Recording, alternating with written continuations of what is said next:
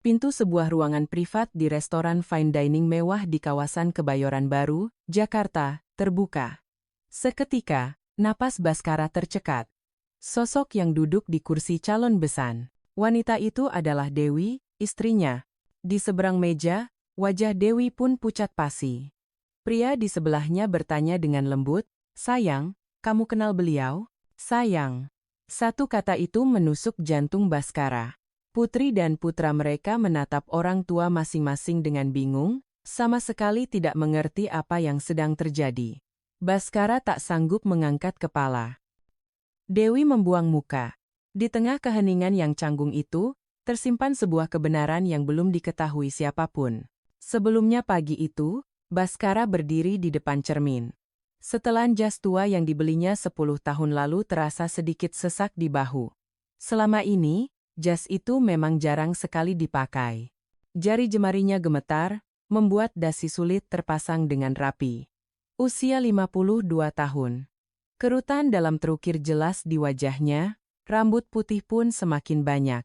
Wajar saja, ia sudah menjadi kuli bangunan sejak usia 20 tahun. Dengan tangannya yang kasar, ia melepas dan mengikat kembali dasinya. "Ayah, ayah nggak apa-apa?" Kirana, putrinya, membuka pintu dan masuk. Gadis berusia 27 tahun itu masih mengenakan seragam perawatnya, baru pulang setelah dinas malam di rumah sakit. Wajahnya tampak lelah, namun matanya berbinar penuh antisipasi. "Iya, ayah baik-baik saja," jawab Baskara, memaksakan seulas senyum. Tapi tangannya masih saja gemetar. Kirana mendekat dan dengan cekatan memperbaiki ikatan dasi ayahnya. Sebagai anak yang tumbuh besar hanya berdua dengan sang ayah, ia sudah terbiasa melakukan hal-hal seperti ini. Baskara menatap tangan putrinya dalam diam. Anak yang baru berusia 7 tahun saat kakak dan iparnya meninggal dunia dalam kecelakaan lalu lintas 20 tahun lalu, kini sudah tumbuh dewasa. Orang tua Mas Aditya itu baik sekali, kok. "Ayah jangan khawatir," kata Kirana sambil menepuk bahu ayahnya. Baskara mengangguk, tapi hatinya gelisah.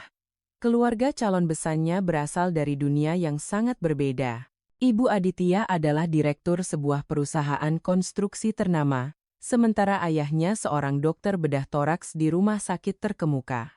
Dibandingkan dengan mereka, Baskara hanyalah pemilik sebuah toko perkakas kecil. Selama perjalanan dengan mobil menuju Kebayoran Baru, Baskara hanya memandang keluar jendela. Gedung-gedung pencakar langit yang kelabu berlalu begitu saja. Kirana terus bercerita sepanjang jalan, tapi tak satu pun yang masuk ke telinga Baskara. Restoran itu ternyata jauh lebih mewah dari yang ia bayangkan. Sejak di pintu masuk, nyalinya sudah ciut. Lantai marmer berkilauan dan lampu kristal raksasa menggantung di langit-langit. Baskara melangkah dengan hati-hati, malu dengan sepatunya yang sudah usang. "Silakan lewat sini, Bapak," seorang staf berseragam batik yang elegan memandunya. Mereka berjalan menyusuri lorong panjang yang dihiasi lukisan-lukisan mahal di dindingnya. Jantung Baskara berdebar semakin kencang. Mereka tiba di depan sebuah ruang privat. "Ini ruangannya, yah," kata Kirana sambil memegang gagang pintu. Baskara menarik napas dalam-dalam. Lalu, Kirana membuka pintu. Pada saat itulah, dunia Baskara seakan berhenti berputar. Di dalam ruangan, sudah ada 3 orang. Pria muda itu pastilah Aditya. Di sebelahnya seorang pria paruh-baya. Dan wanita yang duduk di seberangnya adalah Dewi, istrinya yang meninggalkannya 23 tahun lalu. Wanita yang pernah menjadi orang yang paling ia cintai di dunia, sekaligus orang yang paling dalam ia lukai. Wajah Dewi memucat seketika. Tangannya yang sedang memegang cangkir teh bergetar hebat. Matanya terbelalak sesaat sebelum terpejam rapat, seolah sedang berada dalam mimpi buruk. "Baskara?" Suara Dewi nyaris tak terdengar, namun satu kata itu cukup untuk membekukan udara di seluruh ruangan. Baskara tak mampu mengangkat kepalanya. Pandangannya terpaku ke lantai, tubuhnya kaku tak bergerak. Kakinya gemetar hebat hingga ia tak sanggup melangkah. Pria parubaya di sebelah Dewi bertanya dengan heran, "Sayang, kamu kenal beliau?" Pria itu adalah Handoko, suami Dewi sekarang. Saat itu juga, Baskara ingin lari, tapi kakinya seolah terpaku di lantai. Kirana menatap ayahnya dengan cemas, begitu pula Aditya. Mereka sama sekali tidak mengerti apa yang sedang terjadi. Dewi meletakkan cangkir tehnya dengan tangan gemetar. Suara denting kecil terdengar begitu nyaring di ruangan yang sunyi itu. Sudut matanya mulai memerah. Silakan, silakan duduk, kata Handoko canggung. Tapi tak ada yang bergerak. Gelombang kenangan 23 tahun lalu menghantam benak Baskara. Kegagalan bisnis, utang 3 miliar rupiah, ancaman dari para penagih utang, dan secarik surat yang ia tinggalkan di subuh buta. Maafkan aku. Kepergianku adalah jalan terbaik untukmu. Dulu, ia pikir itulah keputusan terbaik. Satu-satunya cara untuk melindungi Dewi. Tapi melihat wajah Dewi sekarang, ia sadar betapa dalam luka yang telah ia torehkan. Bibir Dewi bergetar. Ia seperti ingin mengatakan sesuatu, tapi tak ada kata yang keluar. Ia hanya menatap Baskara. Tatapan itu adalah campuran antara keterkejutan, kemarahan, dan luka lama yang tak kunjung sembuh. Ayah, panggil Kirana pelan. Baskara akhirnya tersadar, tapi ia masih tak sanggup menatap Dewi. Keheningan di ruangan itu terasa begitu berat. Tak ada yang berani membuka suara.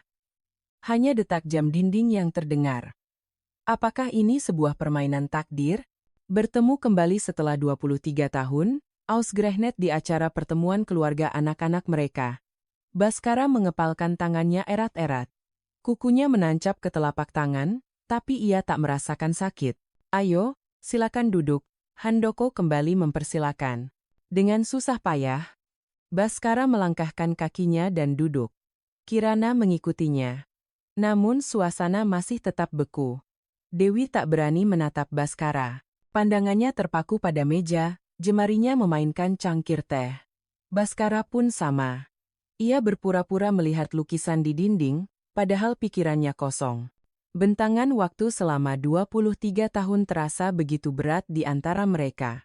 Dulu mereka adalah suami istri, kini mereka adalah orang asing. Dan takdir mempertemukan mereka kembali di momen yang paling canggung, pertemuan keluarga anak-anak mereka. Keheningan terasa begitu lama, bahkan suara napas pun terdengar jelas. Inilah awalnya. Pertemuan kembali setelah 23 tahun. Dan sebuah kebenaran masa lalu yang belum diketahui siapapun perlahan akan mulai terungkap dalam pertemuan keluarga yang menentukan ini. Pertemuan keluarga itu berakhir. Atau lebih tepatnya, bahkan tidak pernah benar-benar dimulai. Setelah menyantap sedikit makanan dalam keheningan yang canggung, semua orang bangkit dari kursi. Sepanjang perjalanan pulang, Baskara tidak mengucapkan sepatah kata pun. Kirana mencoba mengajaknya bicara beberapa kali, tapi ia hanya mengangguk. Setibanya di rumah, Baskara langsung masuk ke kamar. Ia menutup pintu dan menjatuhkan dirinya di tempat tidur.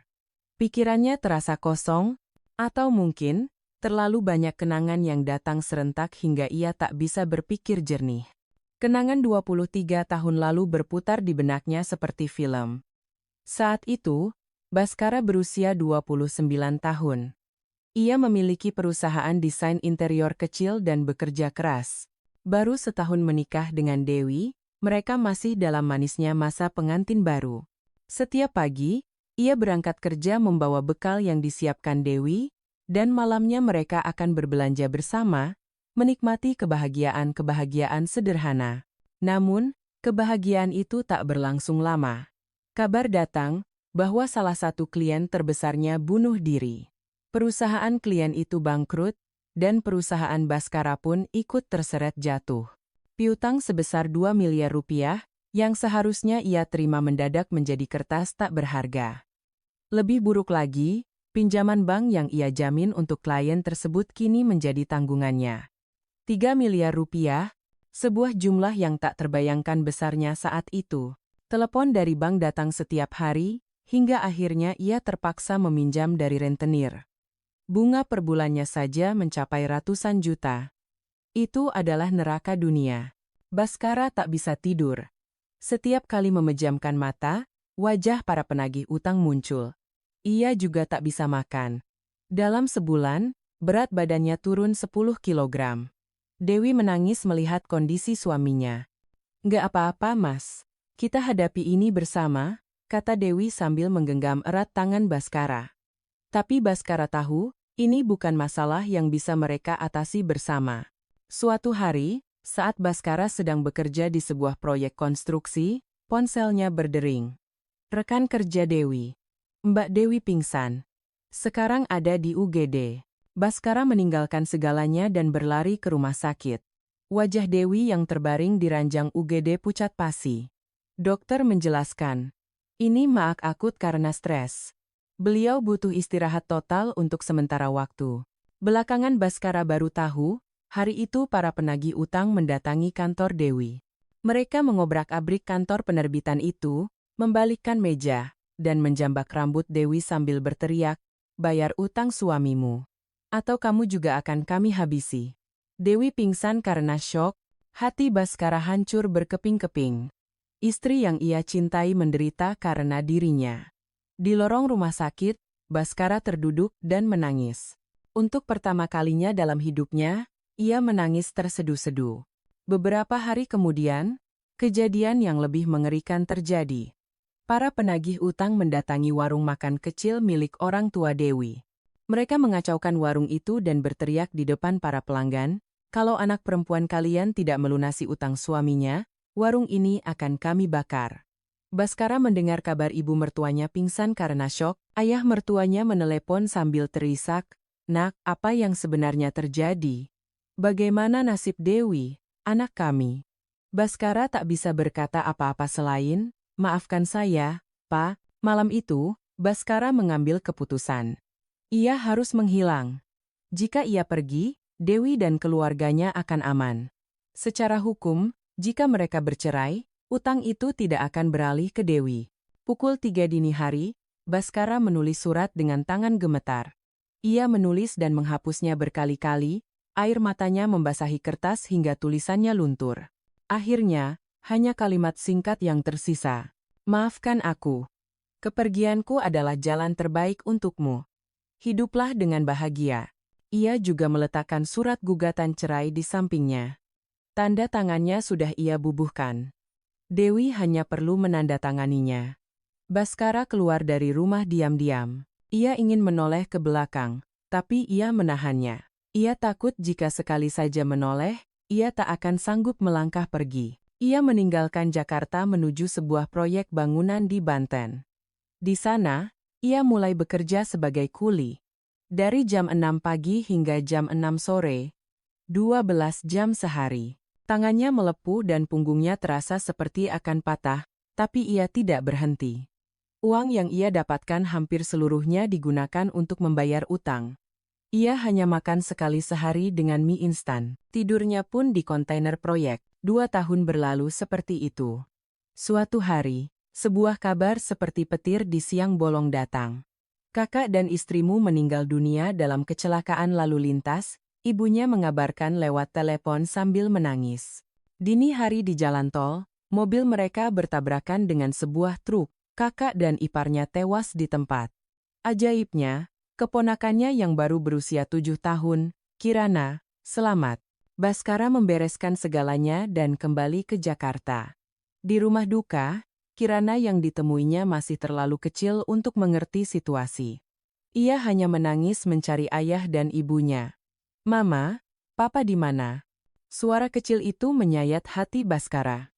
Para kerabat berkumpul untuk berdiskusi. Siapa yang akan merawat Kirana?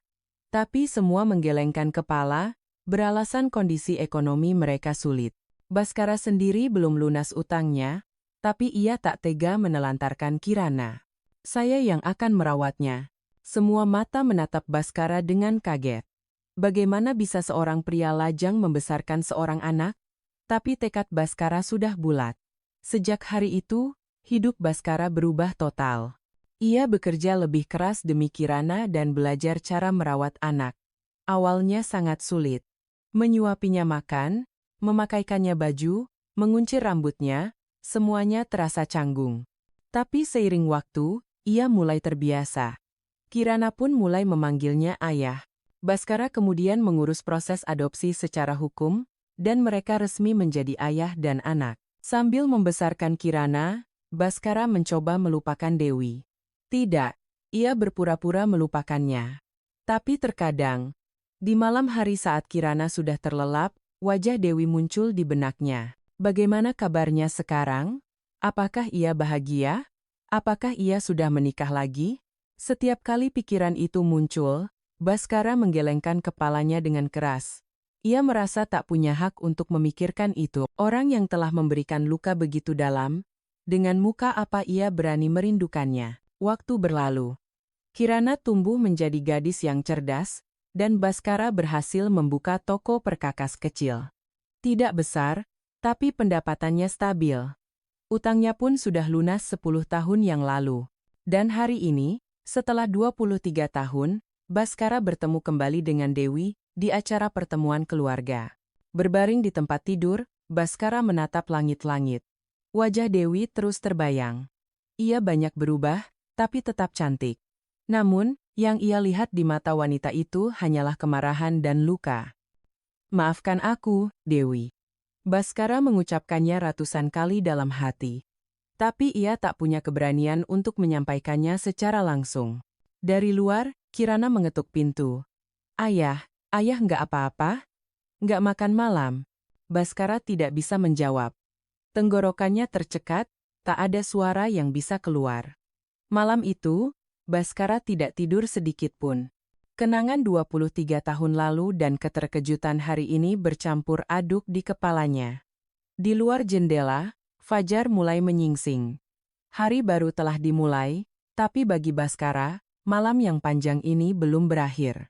Sehari setelah pertemuan keluarga, Dewi tidak bisa masuk kerja. Jabatannya sebagai direktur perusahaan konstruksi seolah tak ada artinya, ia bahkan tak punya tenaga untuk bangkit dari tempat tidur.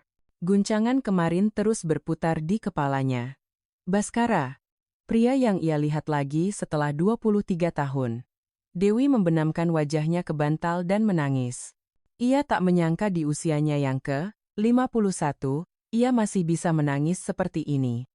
Luka yang sudah ia kubur dalam-dalam di hatinya seakan kembali menganga. Pagi itu, 23 tahun yang lalu, Dewi bangun pagi seperti biasa. Baskara sepertinya sudah berangkat. Akhir-akhir ini suaminya memang sering berangkat sebelum fajar untuk bekerja. Saat ia pergi ke dapur untuk membuat kopi, ia melihat sebuah amplop putih di atas meja makan. Sebuah surat. "Maafkan aku. Kepergianku adalah jalan terbaik untukmu. Hiduplah dengan bahagia."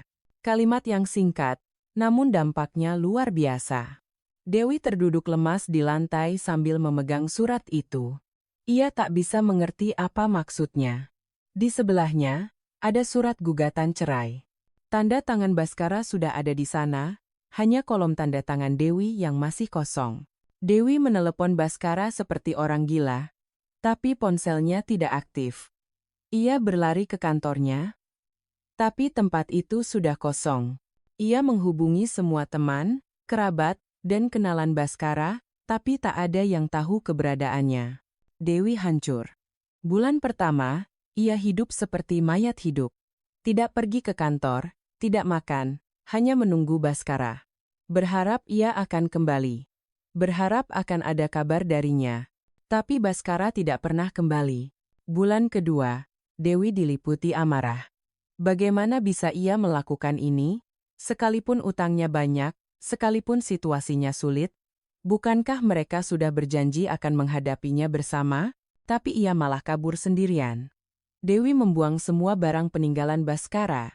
Pakaiannya, foto-fotonya, barang-barang kenangan mereka. Tapi anehnya, ia tidak bisa membuang surat itu. Ia merobeknya, lalu menempelkannya kembali dengan selotip, berulang kali. Bulan ketiga, depresi menyerangnya. Bahkan untuk membuka mata di pagi hari terasa sangat berat. Setiap kali makan ia muntah, setiap kali tidur ia mimpi buruk. Mimpi Baskara pergi. Mimpi Baskara bersama wanita lain.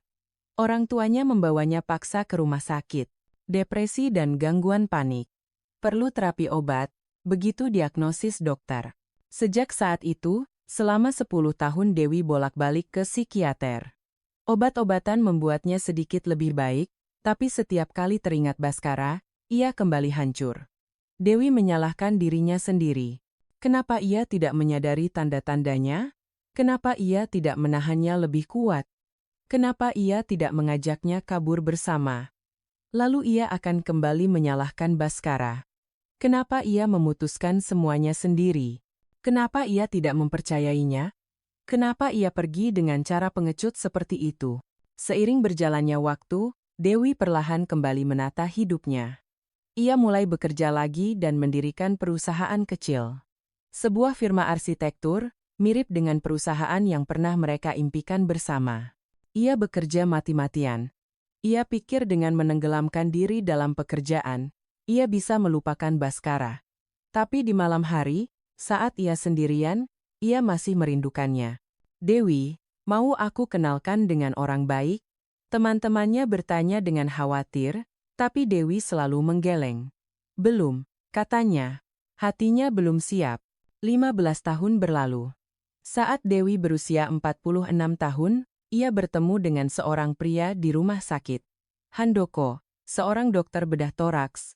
Dewi datang untuk pemeriksaan kesehatan, dan kebetulan bertemu dengannya. Anda tidak apa-apa?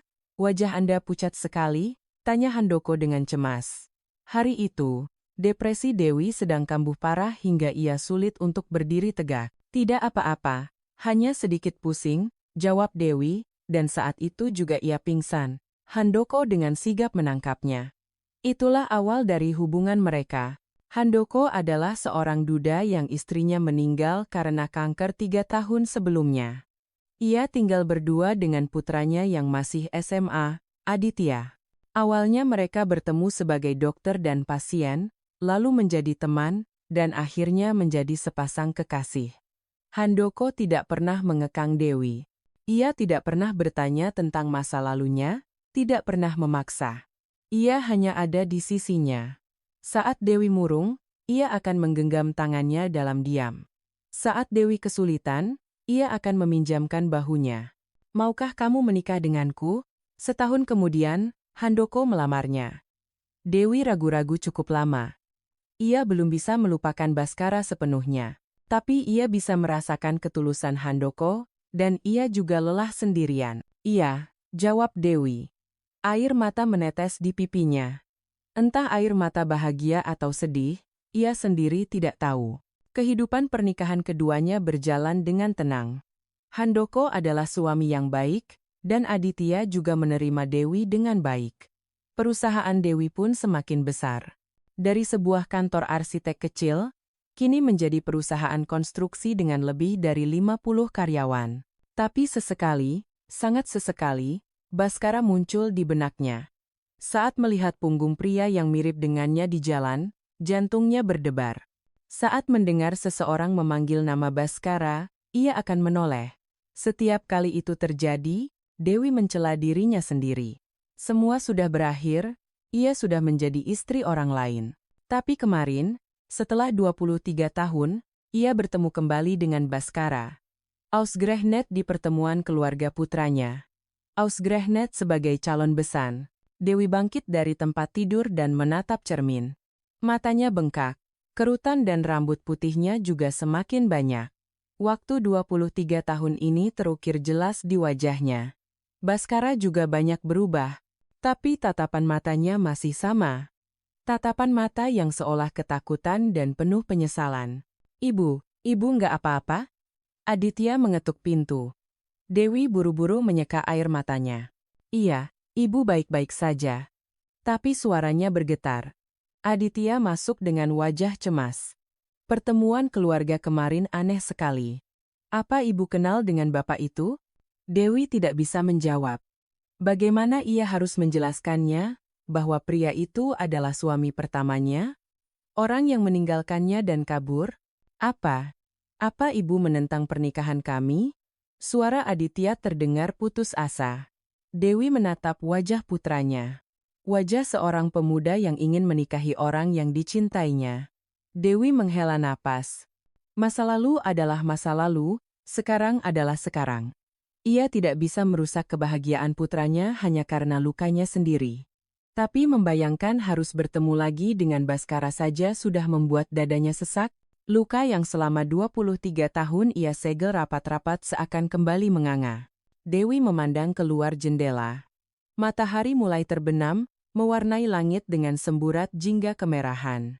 Seminggu berlalu sejak pertemuan keluarga itu. Selama itu, Baskara dan Dewi mengulangi kalimat yang sama di rumah masing-masing, pernikahan ini tidak boleh terjadi. Kirana dan Aditya putus asa. Mereka tidak tahu alasan penolakan orang tua mereka dan hanya bisa pasrah. Suatu malam, Kirana masuk ke ruang kerja ayahnya. Baskara sedang pergi ke tokonya, rumah sedang kosong. Ia membuka laci meja satu persatu, berharap menemukan petunjuk. Di laci ketiga, di bagian paling dalam, ada sebuah album foto tua yang sudah berdebu. Kirana membukanya dengan hati-hati. Terlihat foto ayahnya saat masih muda. Tapi di sebelahnya, ada seorang wanita. Wanita cantik bergaun pengantin. Keduanya tersenyum cerah. Kirana mengamati foto itu lebih dekat. Wajah wanita itu terasa tidak asing. Setelah berpikir sejenak, Kirana sadar. Wajah itu sama persis dengan ibu Aditya. Itu adalah Dewi di masa mudanya. Tangan Kirana gemetar. Ia terus membalik halaman album. Foto-foto bulan madu, foto acara syukuran rumah, foto-foto keseharian. Di semua foto itu, ayahnya dan ibu Aditya selalu bersama. Di halaman terakhir album, terselip salinan surat cerai, tertanggal 23 tahun yang lalu. Pada saat yang sama, di rumahnya, Aditya menemukan buku harian lama ibunya yang tersembunyi di laci meja rias. Sampulnya sudah pudar dan ujung-ujungnya usang. Aditya ragu-ragu, tidak sopan membaca buku harian orang lain. Tapi rasa penasarannya tak tertahankan. Ia membukanya dengan hati-hati. Tulisan tangan yang sudah memudar terlihat. Buku harian lebih dari 20 tahun yang lalu. Hari ini aku kembali memimpikan orang itu. Baskara, kenapa kau meninggalkanku? Kenapa kau kabur sendirian? Apa salahku? Setiap hari aku menyalahkan diriku sendiri. Aditya menahan napas. Baskara, itu nama ayah Kirana. Sudah 10 tahun berlalu, tapi aku tidak bisa melupakannya. Aku mencoba membencinya, tapi tidak bisa. Seharusnya aku tidak merindukannya, tapi wajahnya terus muncul di benakku. Mas Handoko melamarku. Dia orang baik. Dia juga baik pada Aditya. Tapi di hatiku, masih ada Baskara. Seharusnya tidak begini. Aditya menutup buku harian itu. Ia sangat terkejut. Suami pertama ibunya adalah ayah Kirana. Malam itu, Kirana dan Aditya bertemu di sebuah kafe. Wajah keduanya pucat. Orang tua kita. Dulu suami istri, ucap mereka hampir bersamaan.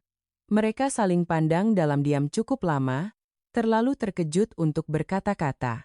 Aditya yang pertama kali sadar. Kita harus mempertemukan mereka. Tidak bisa dibiarkan seperti ini. Kirana mengangguk. Mereka berdua menyusun sebuah rencana. 3 hari kemudian, Baskara datang ke kafe setelah menerima telepon dari Kirana. Putrinya bilang ada hal penting yang ingin dibicarakan. Meskipun merasa cemas, ia tidak bisa menolak permintaan putrinya. Saat memasuki kafe, langkah Baskara terhenti. Di sudut ruangan, Dewi sedang duduk sendirian. Ia juga terlihat kaku saat melihat Baskara. Mereka hanya saling pandang dari pintu masuk dan meja selama beberapa saat. Baskara ingin kabur, tapi kakinya tak bisa digerakkan. Perlahan, ia berjalan dan duduk di kursi yang agak jauh dari Dewi. Kafe itu sepi, hanya alunan musik tenang yang terdengar. Tak lama kemudian, Kirana dan Aditya masuk. Mereka menyapa orang tua mereka sekilas, lalu duduk di meja yang berbeda, memberikan waktu bagi orang tua mereka untuk bicara. Baskara dan Dewi tidak saling pandang. Mata mereka terpaku ke meja. Kopi sudah diantar, tapi tak ada yang menyentuhnya. Hanya suara detak jam yang terdengar. Setelah beberapa saat yang terasa sangat lama, Baskara mengangkat kepala. Dewi masih menunduk. Baskara berdeham, mencoba mengumpulkan keberanian untuk bicara. Maafkan aku. Suaranya pelan, Tapi terdengar jelas di kafe yang sunyi itu. Bahu Dewi sedikit bergetar. Perlahan, Dewi mengangkat kepalanya. Matanya merah. Kenapa? Kenapa kamu memutuskan semuanya sendiri?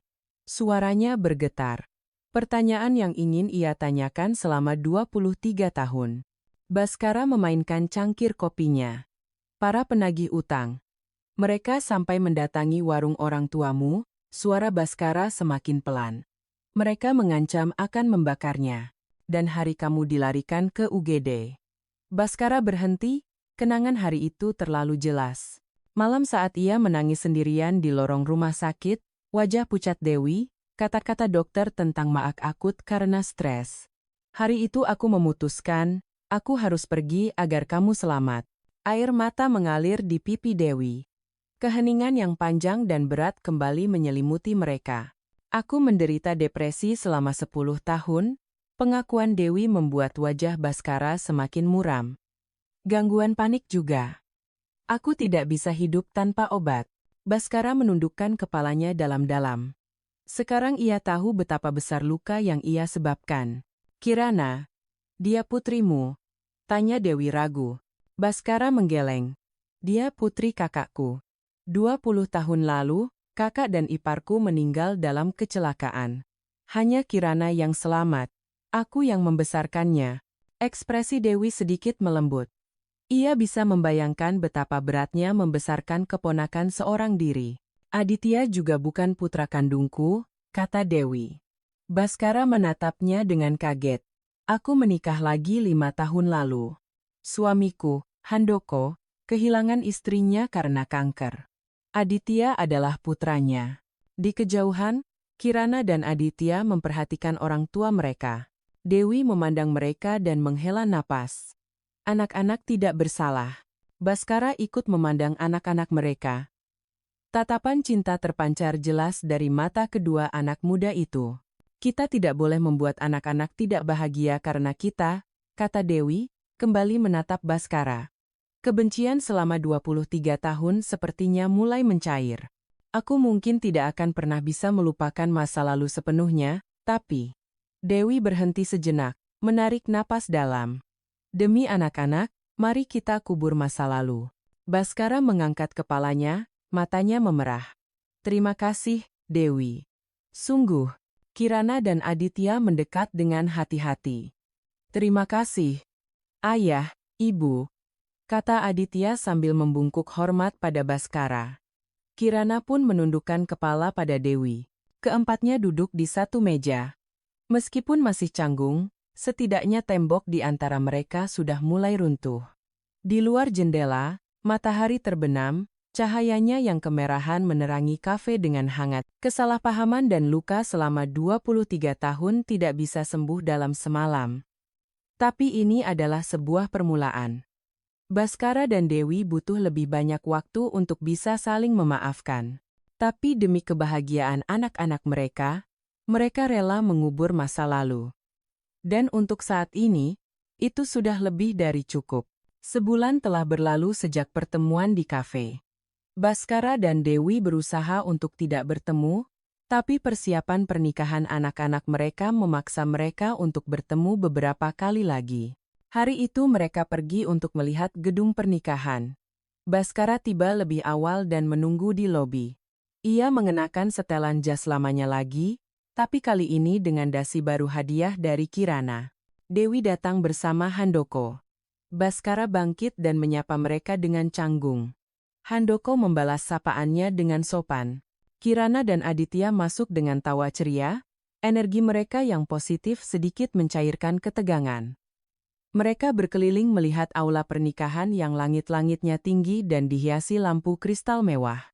Baskara melihat daftar harga dan menghela napas dalam hati. Uang yang bisa ia sediakan tidak akan cukup. Seolah bisa membaca pikiran Baskara, Dewi berkata pelan, biar kami yang tanggung. Baskara menggeleng. Harga dirinya tidak mengizinkan. Tidak, kita bagi dua. Handoko menengahi. Begini saja. Biaya gedung biar kami yang urus, untuk hantaran, dan seserahan dari pihak Anda. Itu adalah tawaran yang masuk akal. Baskara pun mengangguk setuju. Seminggu kemudian, mereka pergi mencari perabotan untuk rumah baru pengantin. Di toko furnitur, Baskara sedang memilih tempat tidur bersama Kirana. Ia ingin membelikan yang disukai putrinya. Tapi harganya sangat mahal, setara dengan penghasilannya sebulan. Ayah, yang ini bagus, kan? Kata Kirana menunjuk sebuah tempat tidur. Baskara hanya bisa tersenyum dan mengangguk. Aditya mendekat dan berbisik, "Ayah, biar nanti kami bantu sedikit." Baskara menatap Aditya. Pemuda 28 tahun itu sudah menjadi pria dewasa. Baskara merasa berterima kasih sekaligus malu. Seiring berjalannya waktu, hubungan kedua keluarga perlahan membaik. Suatu hari Minggu, Handoko mengusulkan, "Bagaimana kalau kita makan malam bersama? Sebentar lagi kita akan menjadi keluarga." Maka, kelima orang itu berkumpul di sebuah restoran. Awalnya percakapan terasa kaku, tapi setelah segelas anggur, suasana menjadi lebih cair. Handoko bertanya pada Baskara, "Saya dengar Anda punya toko perkakas. Sudah lama?" "Sekitar 10 tahun," jawab Baskara. "Hanya toko kecil." Handoko menunjukkan minat yang tulus. Sebagai seorang dokter, dunia perkakas adalah sesuatu yang baru baginya. Sementara itu, Dewi mengobrol dengan Kirana. Mendengar cerita Kirana sebagai perawat, Dewi membayangkan betapa beratnya perjuangan gadis itu, belajar sambil membantu ayahnya seorang diri. "Pasti berat ya, nak," kata Dewi. Kirana tersenyum, "Ayah yang lebih berat, Bu. Membesarkan saya sendirian." Malam itu, dalam perjalanan pulang, Baskara berpikir, syukurlah Dewi terlihat bahagia.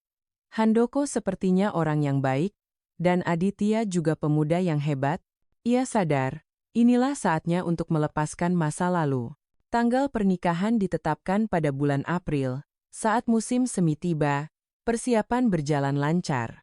Baskara dan Dewi hanya bertemu jika diperlukan, dan setiap pertemuan itu, tembok di antara mereka terasa semakin menipis. Seminggu sebelum pernikahan, Baskara mengeluarkan buku harian lamanya. Ada catatan yang ia tulis pada hari ia meninggalkan Dewi 23 tahun yang lalu. Kalimat-kalimat yang ditulis dengan tangan gemetar, penuh penyesalan dan rasa bersalah. Baskara menutup buku harian itu dan menyimpannya kembali di laci paling dalam. Sudah saatnya benar-benar mengubur masa lalu. Malam sebelum pernikahan, Kirana menemui Baskara. "Ayah, terima kasih." Mata Kirana berkaca-kaca. "Terima kasih sudah membesarkanku, dan sekarang mengantarku menikah." Baskara ikut menangis. Keponakannya yang dulu masih kecil, kini akan menjadi seorang pengantin. "Ayah yang berterima kasih, nak. Sudah menemani ayah melewati masa-masa sulit." Ayah dan anak itu berpelukan lama. Pada saat yang sama, Aditya juga menemui Dewi. "Ibu, ada yang ingin Aditya sampaikan," kata Aditya dengan serius. "Ibu pasti berat karena kami, kan, harus menghadapi masa lalu lagi." Dewi menggeleng. "Tidak, nak. Ibu justru berterima kasih. Berkat kalian, ibu bisa membereskan perasaan yang sudah lama terpendam." Aditya menggenggam tangan ibunya. "Berbahagialah, Bu. Masa lalu biarlah berlalu." Dewi memeluk putranya. Meskipun bukan anak kandung, ia sudah menyayanginya selama 5 tahun. Akhirnya, hari pernikahan tiba. Baskara bangun sejak subuh untuk bersiap-siap. Hari ini, ia ingin menjadi ayah yang tidak memalukan bagi putrinya. Ia mengenakan setelan jas baru dan menatap cermin. Ini adalah hari terpenting dalam hidupnya. Sesampainya di gedung pernikahan, sudah banyak tamu yang datang. Baskara pergi ke ruang rias pengantin. Kirana ada di sana, mengenakan gaun pengantin. Sangat cantik. "Putri ayah cantik sekali," suara Baskara bergetar. Tiba saatnya berjalan di altar. Baskara menggandeng lengan Kirana dan berjalan perlahan. Para tamu di kedua sisi bertepuk tangan. Di depan altar, Aditya sudah menunggu dengan senyum bahagia. Baskara menyerahkan tangan Kirana kepada Aditya. "Tolong jaga putri saya." Aditya menunduk dalam. "Pasti, ayah." Baskara kembali ke tempat duduknya. Kursi di sebelahnya kosong. Kursi yang seharusnya diduduki oleh kakak dan iparnya. Upacara pernikahan dimulai. Pendeta berbicara tentang bagaimana kedua mempelai bertemu, saling mencintai, hingga akhirnya menikah. Baskara menahan air mata mendengarnya. Ia sangat bangga pada Kirana. Dewi mungkin merasakan hal yang sama. Matanya juga berkaca-kaca saat menatap Aditya. Setelah upacara selesai, tiba waktunya sesi foto. Orang tua kedua mempelai silakan maju, kata fotografer. Baskara, Dewi, dan Handoko berdiri di samping pengantin. Bapak, mohon lebih dekat sedikit, kata fotografer pada Baskara. Baskara melangkah maju, kini ia berdiri tepat di samping Dewi. Keduanya sempat saling canggung sejenak, tapi kemudian tersenyum ke arah kamera. 1, 2, 3. Sekrek. Dalam foto itu, semua orang tersenyum. Luka dan kesalahpahaman masa lalu seolah terlupakan pada saat itu. Resepsi dimulai. Baskara berkeliling menyapa para tamu. Semua mengucapkan selamat dan menjabat tangannya. Dewi pun demikian. Ia mengobrol dengan para tamu dengan wajah bahagia. Pada satu momen, Baskara dan Dewi berpapasan di lorong.